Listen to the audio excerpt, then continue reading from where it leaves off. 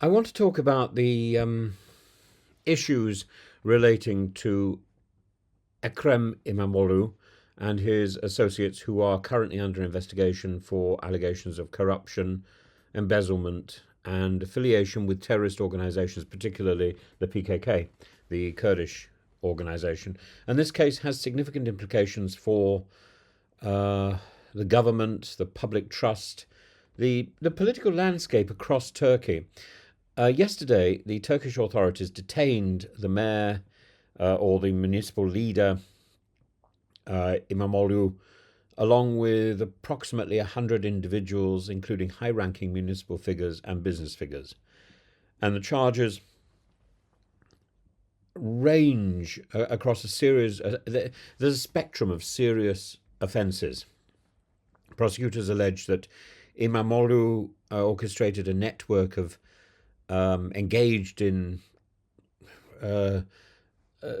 sort of the process of corruption, a sort of a workshop of corruption extending from his tenure as mayor of Istanbul's Beylikdüzü district to his current position as the municipal leader of Istanbul. And the network is accused of manipulating public tenders. So if you sell me your house or if you do me a favor, then suddenly you get to be able to build a bridge. Engaging in bribery, committing fraud through municipal subsidiaries. And so there is, I think there will be a clear money trail. Follow the money.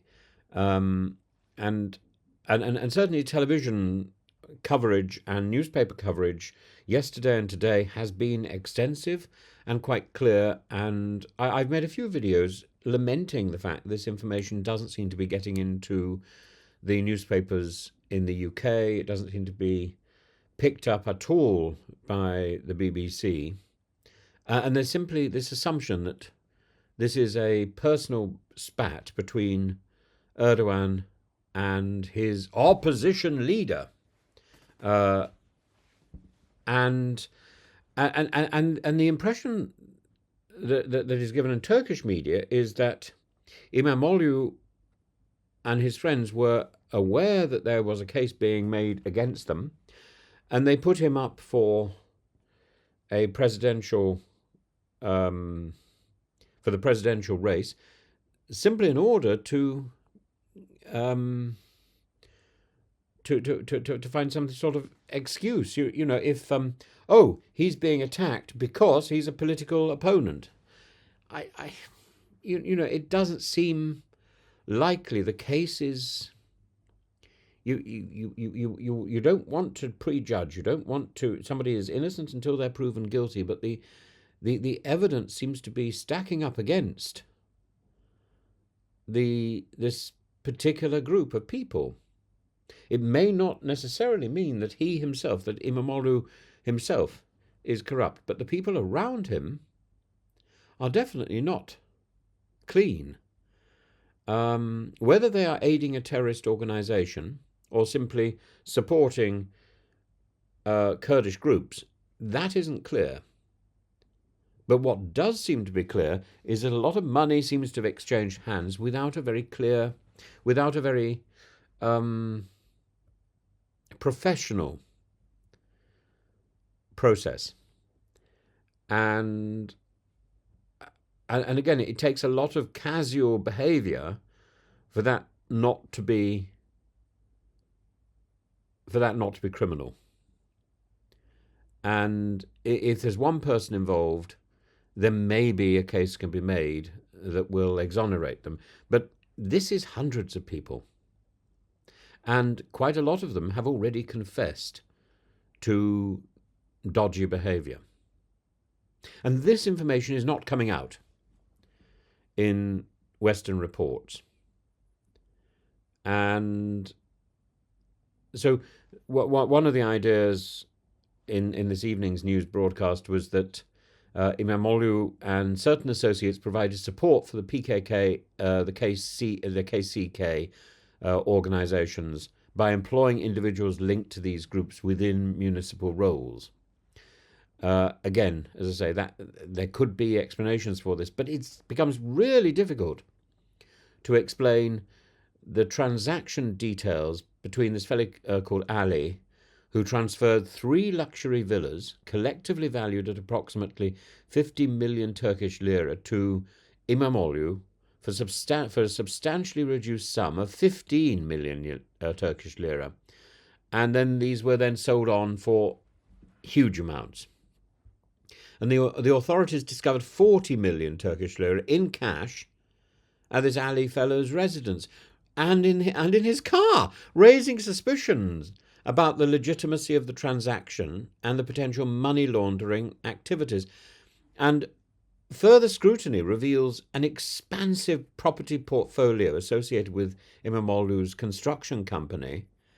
Between December the 8th, 2020 and December the 11th, 2023, the company acquired 117 properties, including shops, residences, apartments, offices, and land plots. And investigators are now examining the origins of the funds used for these acquisitions, and they suspect embezzlement and misappropriation of public resources. And lying right at the heart of this are these 3 luxury villas. And the fact that the land adjacent to these villas was bought by the council for what? As parkland for people to enjoy? No, as some sort of parking opportunity. It's the accusations that are being touted range from bribery and fraud to unlawful data acquisition and bid rigging in public tenders. And reports indicate that several detained suspects are now cooperating with investigators, potentially providing testimony against Imamoglu and other key senior figures. And as I say, none of this is being reported in the BBC or British newspapers who are covering this story, but they cover it from a completely different point of view. And the public here, the public's response has been notably subdued, potentially due to protest bans. The Istanbul governor's office imposed a 4-day ban on protests and demonstrations across the city, and the authorities have reportedly implemented a bandwidth throttling, which certainly I've experienced, leading to restricted access to social media platforms, hindering communication among potential protesters, but also making it terribly difficult to access your emails, to access Instagram and YouTube and so on.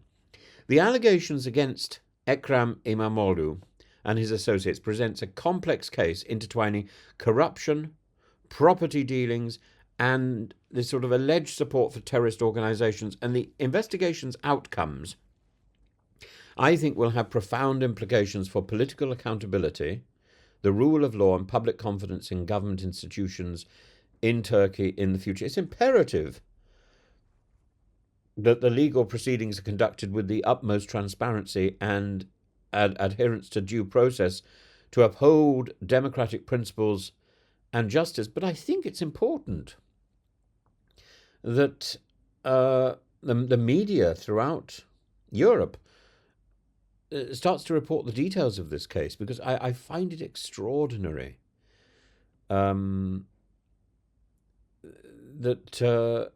this case is not being reported, and and in contrast, I'm sitting here in Istanbul, and I'm seeing these pictures on television tonight and last night, and I'm seeing newspaper reports, and none of it is paralleled in the coverage in Western media at all, in mainstream media at all. And I'm not one for conspiracy theories. When I do put forward conspiracy theories, I hope it's seen as slightly tongue in cheek. But I find this bias very disturbing indeed.